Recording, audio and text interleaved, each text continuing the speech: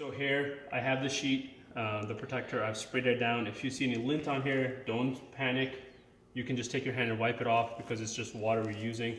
If you feel it's sticking or you're gonna ruin it, just spray a little bit more and let it just drip down.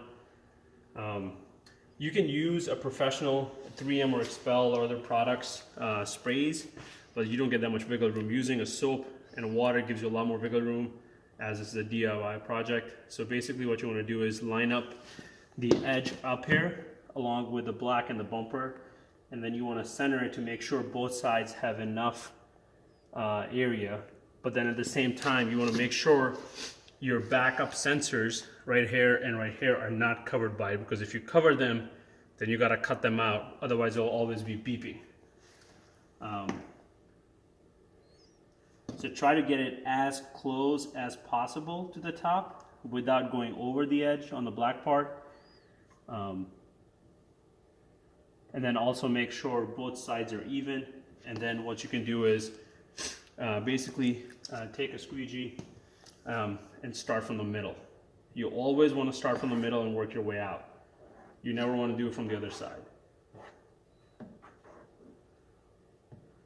Start from the top, get the top done, and then you can do this piece second, and then roll it over. We will be using a heat gun, and I'll show in the video a little later, to actually make it a little bit more flexible and bend and stick to the edges.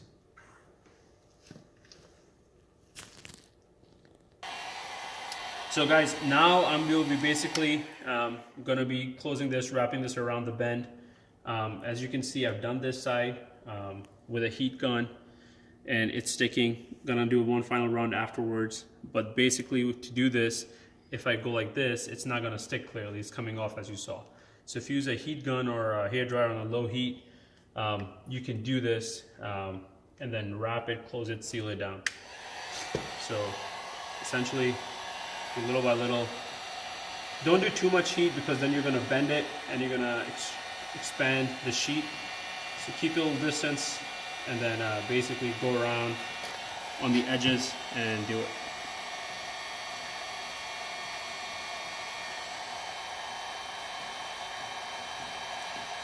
When you're doing this, be patient. It's gonna come up. Don't rush it because then you're gonna ruin it, and then don't do too much heat because then you're gonna see some wrinkle spots. It'll take a few minutes, but basically just keep the heat on it. Once it seals, you'll be good. The water will come out and you will be able to fold it down.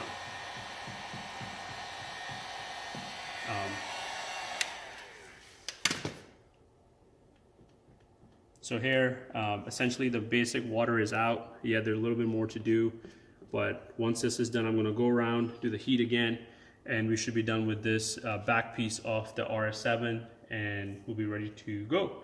Thank you guys for watching, and thank you for Sal for letting us have his RS7 here to do the demo and make a video. Thanks guys.